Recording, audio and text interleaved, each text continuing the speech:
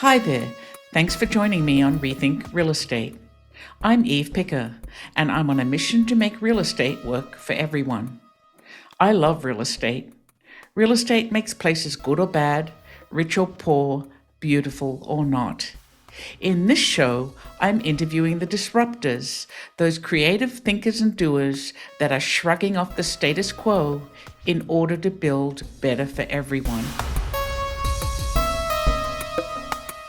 When I'm not hosting the show, I'm running my real estate crowdfunding platform, smallchange.co, where you'll find impact real estate investment opportunities open to everyone. Or you can learn more about me and catch up on some podcasts at my website, evepicker.com.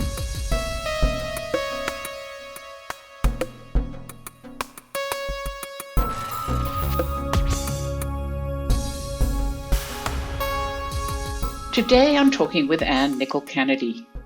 Anne was born and raised in Minnesota, but she's lived an international life. Over the past 20 years, she has worked in brand strategy, culture, innovation, and immersive experience design with startups and leading brands including Starbucks, Avalon Bay, Choice Hotels, Royal Caribbean, and Honda, to name just a few. She's lived all over the world, in London, Cape Town, Detroit, New York, and now San Francisco. Anne is challenging herself with a project that brings all her skills to play and more. The plan is ambitious, a social community bathhouse. She plans to transform an historic warehouse into a biophilic wonderland. The location is ambitious, a neighborhood on the cusp of gentrification. And the financing is ambitious. She's raising funds through crowdfunding on my funding platform, Small Change. You'll want to hear more. If you'd like to join me in my quest to rethink real estate, there are two simple things you can do. Share this podcast or go to patreon.com/rethinkrealestate to support this podcast for the price of a cup of coffee.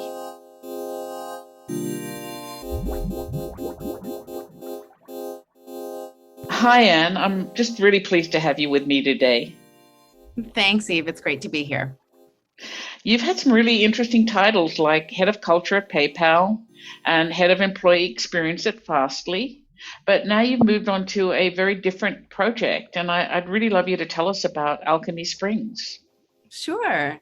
It's interesting because while I've held a lot of different roles, they sort of have all come together for all the skills that I needed to bring this new sort of project to life.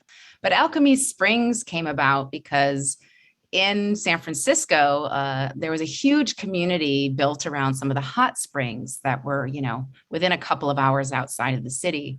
And one in particular burned down in a wildfire several years back, and everyone really missed that community that would gather and be up there. You could, spend the night. There was all these events. And at the same time, we started seeing this rise in this kind of model of these urban bathhouses popping up across the country. So there was one called the Schwitz in Detroit. There's one, Banya 5 in Seattle. And all of these really started to bring this community together. For example, I was shocked to learn that, members at the one in Seattle would go 4 to 5 days a week. And this whole community was even extended beyond the bathhouse into their local community as a sort of a friendship circle and mentorship circle. So we looked around at San Francisco, and while we do have a number of spas and sort of bathhouse spas, none of them were quite hitting the mark. There was only one real communal one where you could be social. Most were spas where you really went to kind of check out on your own, not to sort of connect with people. And the one social one that there was, a sort of Russian style banya, was a little bit more like a sort of a glorified locker room experience, right? And, maybe wasn't designed with the guest experience in mind. And so we really saw this opportunity. And on top of that, San Francisco has this rich history in Sutro baths. And we met with SF Heritage who introduced us to the gentleman who wrote one of the famous books on Sutro baths. And we wanted to learn what the story was behind it, why the mayor at the time wanted to build this grand structure. It was sort of 1894, and it was huge. It was right out over the waters. And at the time, it was quite innovative. He built these almost like little windows, hatches that would open and close to allow the waters to come in of the Pacific Ocean. Oh, how beautiful. Yeah. Yeah. And then he would heat them to different temperatures and all of this. And he was inspired by sort of the grand European bathhouses, right? And back then, people were working 6 days a week and they only had 1 day off. So he wanted to find a way that people could socialize with friends or family, but also do something restorative because they only had 1 day off. And, hydrothermal bathing and all the properties of that, the health properties, he decided to build Sutro baths. And it really was a place for everybody. So everyone could have access to this grand experience.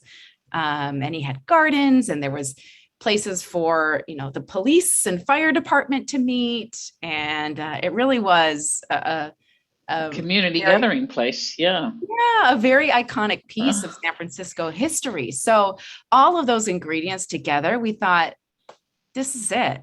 We've got to build this in San Francisco. And when the pandemic hit, it only became more important than ever to reconnect this city, which has lost a lot of people. We've gotten a lot of new people coming in, but we miss our community. So it's kind of perfect timing.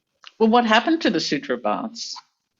The Sutro baths actually was one point in time, it ended up being converted into an ice rink of all things. Interesting. Yeah. And then it burned down. I want to say in the maybe 50s.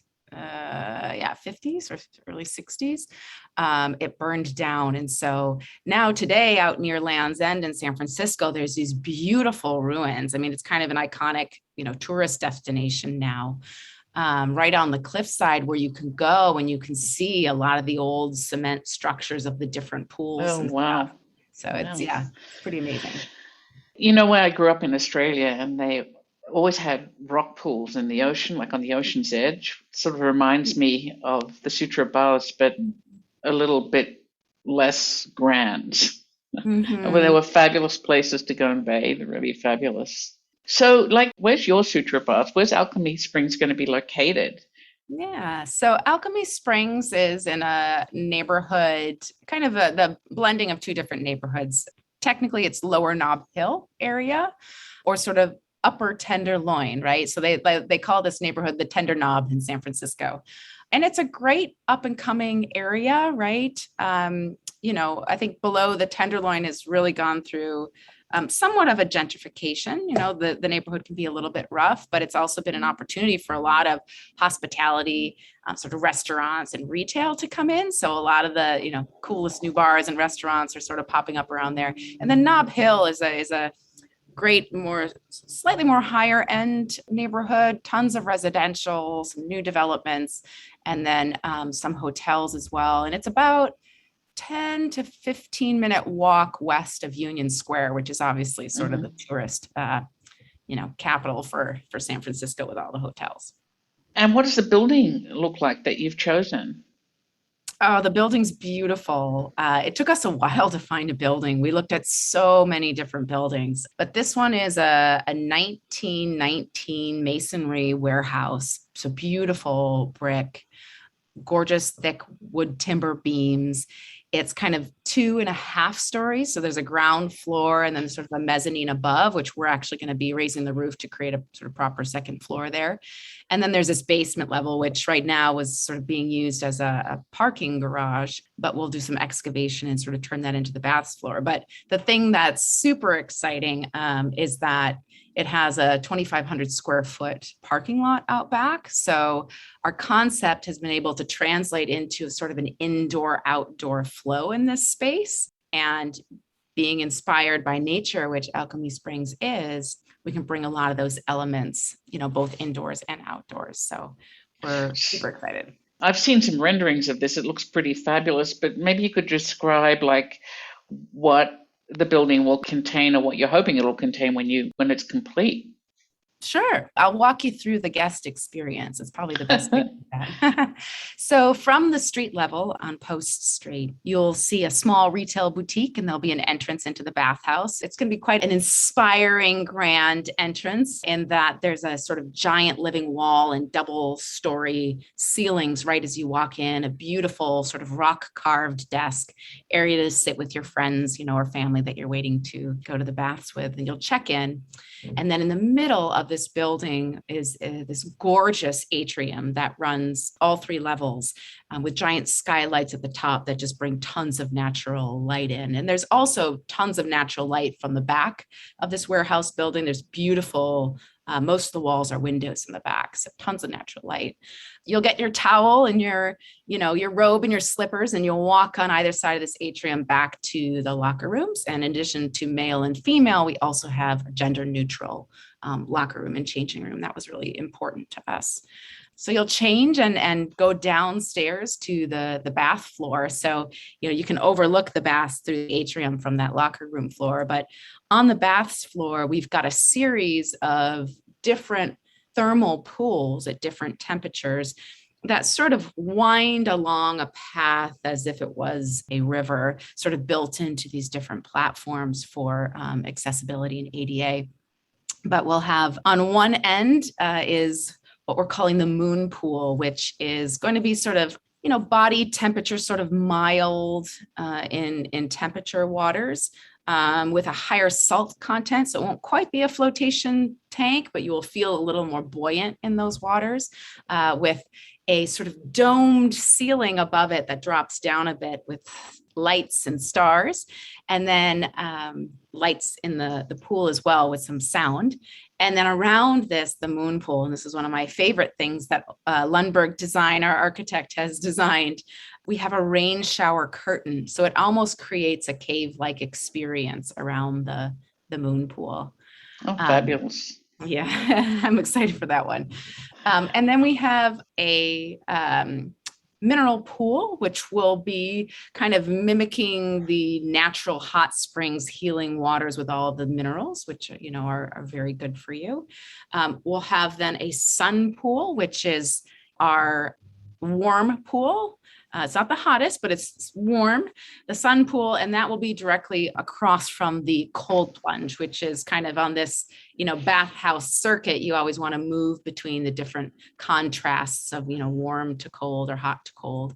And then outside, we have a massage pool, which will be a lot of different water jets, maybe some different textures inside, rocks and things that you can sit on to sort of get that massage. And that'll be outdoors in a greenhouse. So that's the pool part. We also have thermal rooms. So we have a Himalayan salt cave. Think of it like a Finnish style dry sauna, but with Himalayan salt bricks and a kind of a salt nebulizer that's brings amazing detoxification qualities. And then we have a snow shower. So when you step outside of the hot salt cave, you can take a shower of snow to cool off before you get back into the baths. And then we also have an herbal infusion steam room, which we'll do with different herbs that have, different healing properties at different times of the day. So waking up, relaxing, etc. So sounds fabulous. So I want to move to like the financing. And when do you expect to open the doors? We expect the process from closing the capital to opening doors to take about 3 years. And so right now we're looking at probably September of 2024. And how long has it taken you to get to this point? Oh, gosh, there's been a lot of stops and starts. It's taken probably just shy of 3 years. So this is like a 5-year project from inception to opening the doors. It's a long time. Yeah, I think it's taken many twists and turns. It started as something small, but as we looked into the business model for bathhouses, it made sense for us to actually do something on a bigger scale. Doing something on a bigger scale allows you to have both sort of drop-ins for non-members, we'll say, or tourists or anyone that wants to come in, but also have enough capacity to cater for members, because building that membership base in the community was really important to us. And the bathhouses that exist today, they can't really do memberships because their capacity is so small, and you wouldn't want members showing up and not being able to get in. Oh, well, I'm going to come back to that, but I do have to ask. So, how much is this going to cost to build? Yeah. So right now, the total project cost is about 20 million. On the last sort of 6 months has been a pretty heavy and detailed due diligence process. My developer, Michael Yarney, has been an absolute gift to the team. He's got a lot of experience in this, and there's always that trade-off of how much do you spend up front to minimize the risk. And, he's more on the side of, this is a big project and, somewhat unknown concepts in cities. So we've taken the route of, hey, let's spend more and make sure we're really clear on what this is going to take financially. And also, that we can do this concept in this space with the city. So we're feeling good about that. An unusual concept equals probably no bank interested. Is that right? I think the banks, typically will want to see operating income, right? So we've reached out to some lenders. We have a fantastic relationship with a bank here in San Francisco who does a lot of real estate stuff. And we've tested the waters for them of when in our sort of timeline we might be able to leverage some debt. And, most likely that would be after we open doors. Right now, it looks like a very sort of good net operating income. And so, we would likely be able to get a loan off of that, within the first few years. So full disclosure, you've listed this project on Small Change as a crowdfunding raise for the first phase of it. So that's a pretty bold move in amongst all of this. Lots of bold moves here. Yeah, I mean, it felt right, at the essence of the Alchemy brand is positive transformation. And that ties back to this idea of alchemy, right?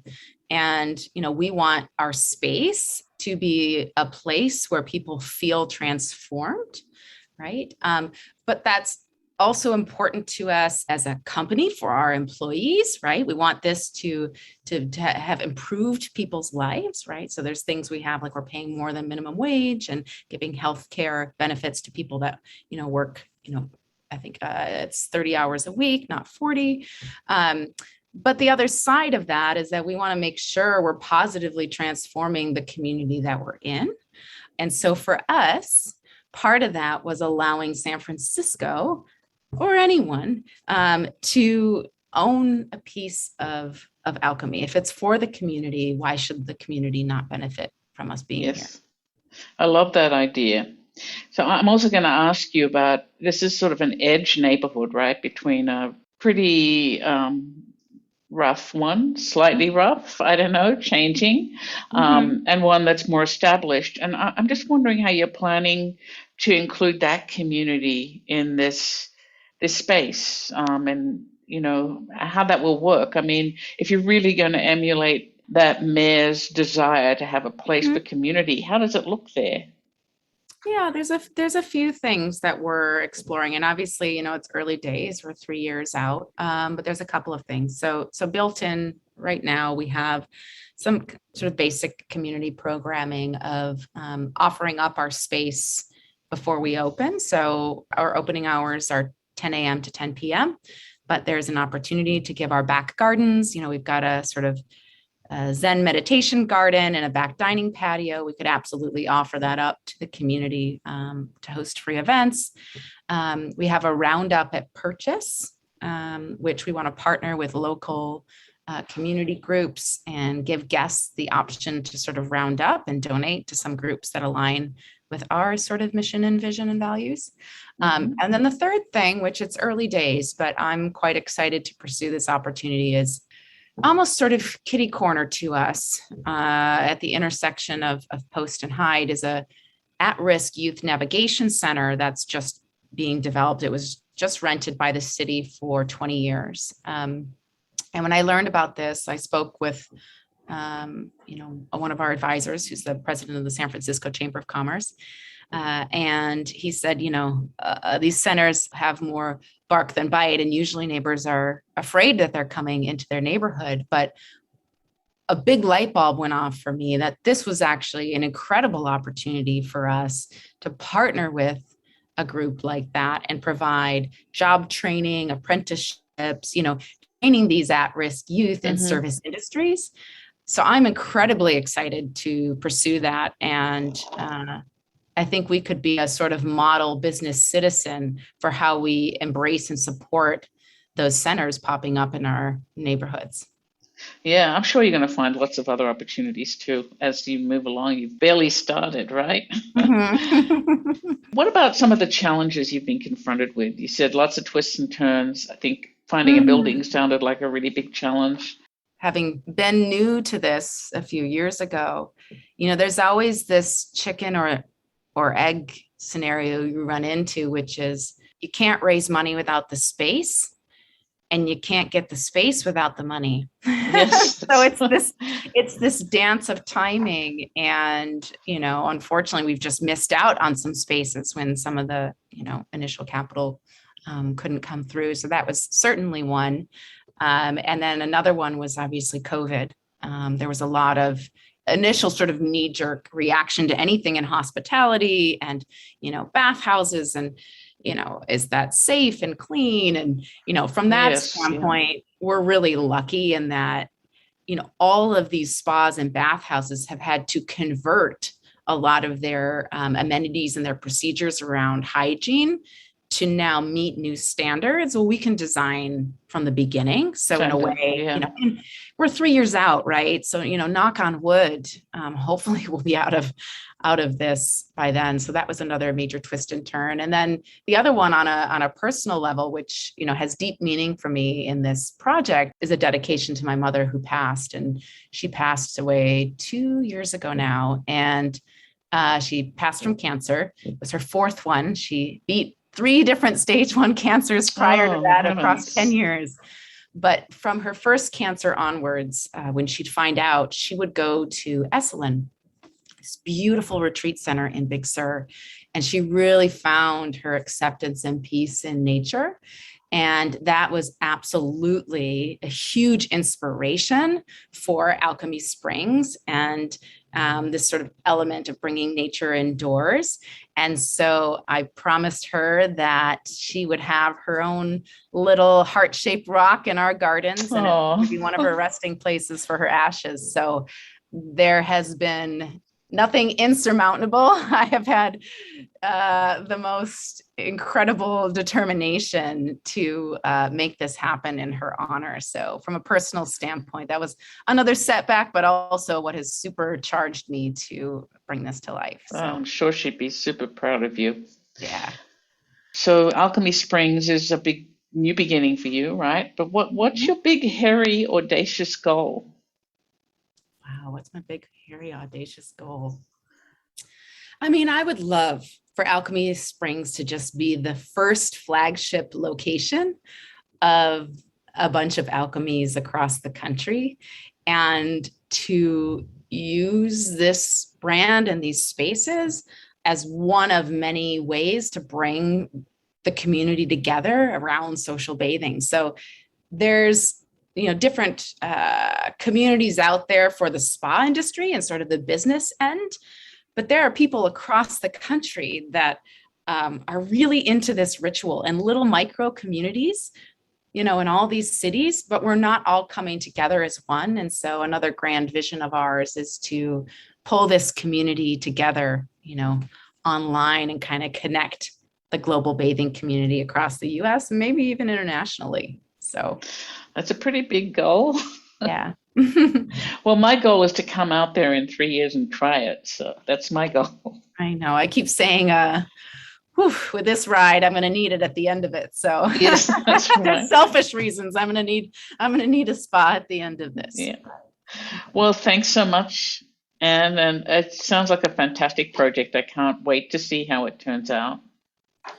Thank you. We're really excited, and we're thrilled to be raising money on Small Change. And I just can't wait to see how it goes. Me too. Bye. Bye. Thank you.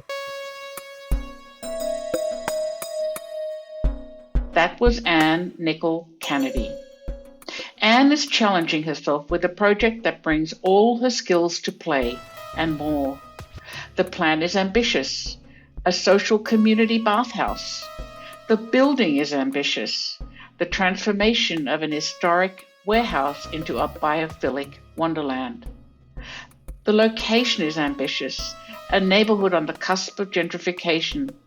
And the financing is ambitious. She's raising funds through crowdfunding on my funding platform, smallchange.co. I can't wait to see how it turns out.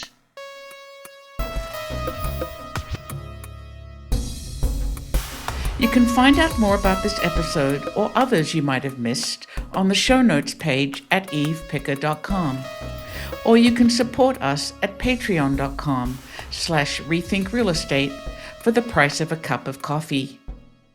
A special thanks to David Allardyce for his excellent editing of this podcast and original music. And thanks to you for spending your time with me today. We'll talk again soon, but for now, this is Eve Picker signing off to go make some change.